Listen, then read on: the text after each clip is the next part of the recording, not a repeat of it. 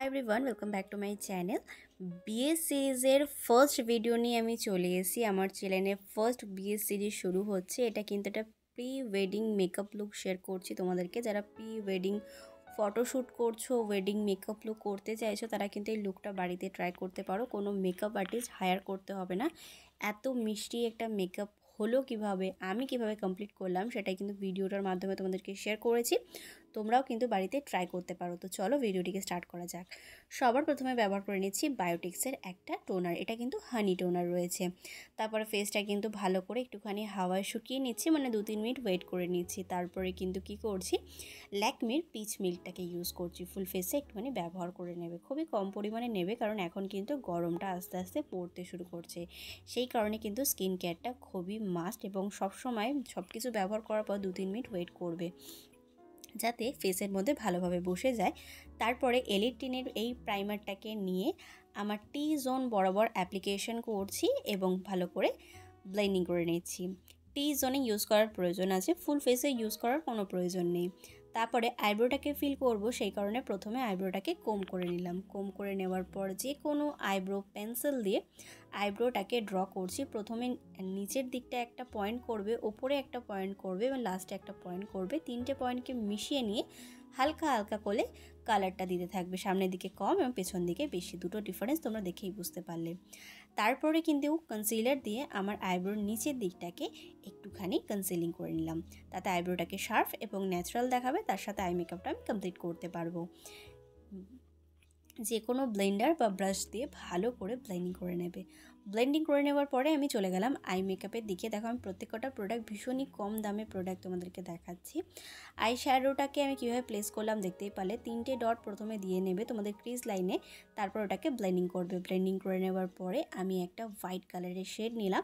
সেটা কি করছি, আমার চোখের যে সামনের দিকটা রয়েছে ঠিক সেই জায়গাটাতে একটুখানি জায়গা বরাবর প্লেস করছে, যাতে চোখটা খুললে এবং বন্ধ করলে একটু বড় দেখায়। তারপরে নিলাম একটা বেগুনি কালার।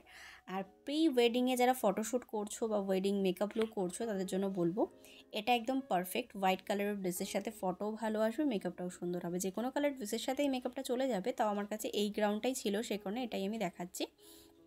তো ওপর দিকটা আমি ডিভাইড করছি আমার ক্রিজ লাইনের ওপর দিকটা, যাতে কোনো কালার কার পরে কোনটায় ব্যবহার করেছে এটা বোঝা না যায়। তারপরে কিন্তু দুটো অপশান রয়েছে আমার কাছে, একটা গোল্ডেন কালার, একটা হোয়াইট কালারের সিমার। যারা একটুখানি ডার্কিশ আছো তারা কিন্তু গোল্ডেন কালার নিতে পারো, যারা একটু ফেয়ার আছো তারা কিন্তু হোয়াইট কালার সিমারটা নিতে পারো। তো আমি কিন্তু হোয়াইট কালারটাই নিলাম। তারপরে যে কটা আইশ্যাডো ওপরে ব্যবহার করেছিলাম, সে 2-3টে আইশ্যাডো নিয়ে চোখের নিচেও একটুখানি ভালো করে অ্যাপ্লিকেশন করে নিলাম। লাইনারটাকে পরছি একটু রিং আইল্যান্ড করে বড় বড় করে। আর যারা লেন্স পরছো বা পরতে চাইছো তারা অবশ্যই পরতে পারো, কারণ আমি বলেই দিচ্ছি যে আমার লেন্স পরা একেবারে বারণ।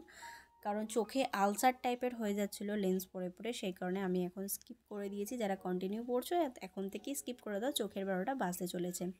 লাইনারটাকে পরে নেওয়ার পরে ওটাকে ড্রাই করে নেওয়ার পর আমার ল্যাশ কার্লার দিয়ে ল্যাশকে কার্ল করে নিয়ে মাস্কারা পরে নিলাম। মাস্কারা পরে নেওয়ার পরে কিন্তু আমার যে কাজ সেটা হলো ফাউন্ডেশন। আমার ফেসে যেহেতু খুব একটা ডার্ক স্পটের সমস্যা নেই, সেই কারণে কিন্তু আমি ডাইরেক্ট ফাউন্ডেশন ইউজ করছি। তোমাদের ফেসে যদি কোথাও কোনো জায়গায় ডার্ক স্পট হয়ে গিয়ে থাকে, তাহলে সেখানে কিন্তু অরেঞ্জ কালার কনসিলার ইউজ করে তারপরে কিন্তু ফাউন্ডেশনটা ব্যবহার করবে। আজকে আমি ফাউন্ডেশনের জন্য নিয়েছিলাম মামা আর্থের এই গ্লোয়িং ফাউন্ডেশনটা, কারণ প্রি ওয়েডিং শ্যুট বেশিরভাগ সকালবেলাটাই হয়, তো সানস্ক্রিমের একটু প্রয়োজন পড়ে।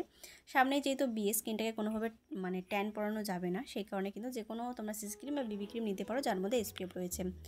নাকটাকে আমি কন্ট্রোলিং করছি। প্রত্যেকটা ভিডিওতে আমি এই কথাটা বলি বলে তোমাদের হয়তো হাসি পায়, কিন্তু হ্যাঁ, আমার নাকটা যেহেতু ছোটো, একটুখানি কন্ট্রোলিং করলে একটু জাস্ট লম্বা লাগে, একটু জাস্ট সামান্য। তারপরে ফেসটাকেও আমি কন্ট্রোলিং করে নিয়েছি। তোমরা যদি তোমাদের ফেসটা আমার মতো গোলুমুলু না হয়ে গিয়ে থাকে, তাহলে কোনো ফেস কন্ট্রোলিং করার প্রয়োজন নেই, তোমরা ডাইরেক্টলি ব্লাশার ইউজ করতে পারো। চোখের নিচটা আমার দেখে মনে হচ্ছিল চোখের নিচটা একটু ঢুকে ঢুকে গেছে, সেই কারণে আমি কনসিলার ইউজ করলাম। আর ফেস কন্ট্রোলিং যেখানে করেছিলাম ঠিক তার নিচে কীভাবে আমি টানলাম সেটা অবশ্যই দেখবে। এগুলো ফলো করলেই কিন্তু তুমি ঘরে বসে মেকআপ করতে পারো, কোনো মেকআপ আর্টিস্টের প্রয়োজন পড়বে না। কারণ আমি কিন্তু কোথাও কোনো জায়গায় মেকআপ শিখিনি, একা একাই যা শিখেছি তোমাদের সাথে সেটাই শেয়ার করছি। আর তোমরা সামান্য মেকআপগুলো ঘরেই করে নিতে পারো। চোখের নিচে কিন্তু লুজ পাউডার ইউজ করলাম, এবং যেখানে ফেস কন্ট্রোলিং করেছিলাম ঠিক তার নিচে, এখন যেহেতু একটু গরম পড়ছে বেশিক্ষণ লুজ পাউডার স্টে করানোর প্রয়োজন নেই, এতে কিন্তু চোখের নিচটা কেকি হয়ে যেতে পারে।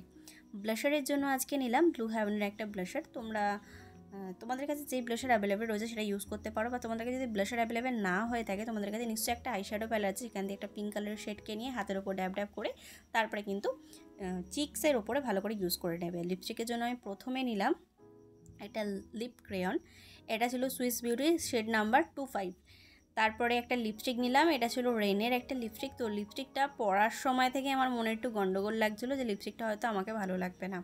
তারপরে যথারীতি লিপস্টিকটাকে আবার ড্রাই করলাম, ড্রাই করে নেওয়ার পর কালারটাকে চেঞ্জ করার চেষ্টা করছি, একটা নিউড কালার নিয়ে একটুখানি ড্যাব ড্যাব করে প্লেস করে দিচ্ছি। এটা আমার ছোটোবেলাকার বরাবরকার স্বভাব, আমি 2-3টে লিপস্টিক না পরলে আমার যেন মনে হয় না যে আমি ঠিকঠাক পরেছি। তারপরে কিন্তু হাইলাইটারের পালা। হাইলাইটারের জন্য আজকে আমি নিয়েছিলাম সুইস বিউটির একটা হাইলাইটার প্যালেট। আমি প্রত্যেক কটা প্রোডাক্ট ভীষণ কম দামি রেখেছি যাতে সবাই অ্যাফোর্ডেবল বাজেটের মধ্যে করতে পারে মেকআপগুলো ঘরে বসেই। এমনিতে বিয়ের এত খরচা, তার উপর এবার প্রি ওয়েডিং শ্যুট, তার জন্য তো আলাদা খরচা। তারপরে মেকআপটা করে নেবার পরে আমার ফুল ফেস মেকআপটাকে বেসটাকে আমি পুরো মেকআপ ফিক্সার দিয়ে সেট করে নিলাম। আর যখন তোমরা মেকআপ ফিক্সার ইউজ করছো কোনোভাবে কথা বলবে না, তাহলে কিন্তু তোমাদের মেকআপের বেসটা ফেটে যেতে পারে। এটা অনেকে জানে না, তোমাদের সাথে শেয়ার করে দিলাম। তো ফাইনালি আমি ফলস আইল্যাশ পরেছি এবং মেকআপ লুকটা ঠিক এরকম লাগছে। যারা প্রি ওয়েডিং শ্যুটের জন্য মেকআপ লুক চাইছিলে তারা ডেফিনেটলি এটা ট্রাই করে দেখতে পারো। আমার তো ভালোই লেগেছে, তোমাদের কেমন লাগলো সেটা অবশ্যই জানিও। আমি যেহেতু খুব একটা চুল বাঁধতে পারি না, এখানে যদি তোমরা একটু চুলটাকে টুইস্ট করে ঘুরে একটা সাদা কালারের ফুল লাগাতে পারো কানের পেছনে, আরও সুন্দর উঠবে। তাদের সামনে বিয়ে রয়েছে, তাড়াতাড়ি ট্রাই করো। আর অবশ্যই আমি কমেন্টে জানিও মেকআপ লুকটা তোমাদের কেমন লাগলো। আজকের ভিডিওটিকে আমি এখানেই সমাপ্ত করলাম। যদি তোমাদের ভিডিওটি ভালো লেগে থাকে তাহলে please like, share and subscribe to my channel. আজকের জন্য টাটা।